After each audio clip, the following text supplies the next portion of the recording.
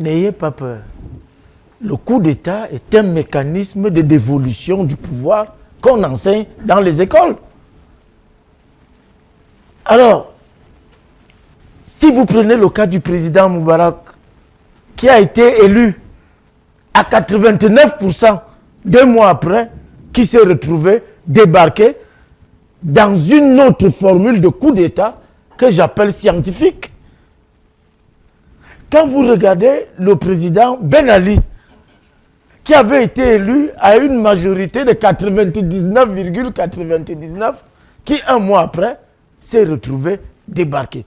Ça signifie tout simplement que le Gabon nous parle à triple titre. Quand la démocratie est confisquée, ça peut pousser à un coup d'État.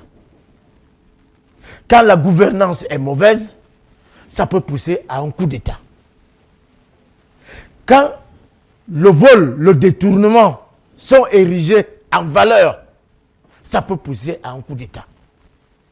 Quand la longévité au pouvoir exacerbe déjà, ça peut pousser à un coup d'État.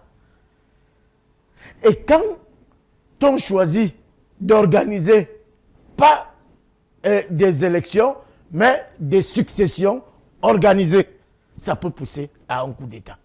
Et je crois que la conjonction de tous ces éléments nous a conduit à un coup d'État au Gabon.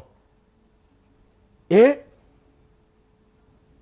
n'ayons pas peur.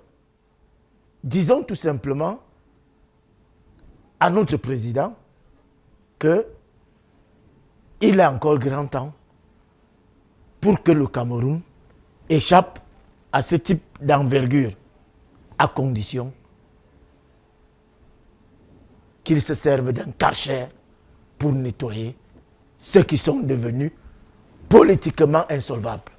Quand vous vous retrouvez avec des gens dans un gouvernement qui ont 50 ans de gouvernement, le président du Conseil économique du Cameroun est ministre depuis 50 ans. Le président de l'Assemblée est député depuis 65 ans et président de l'Assemblée depuis 30 ans.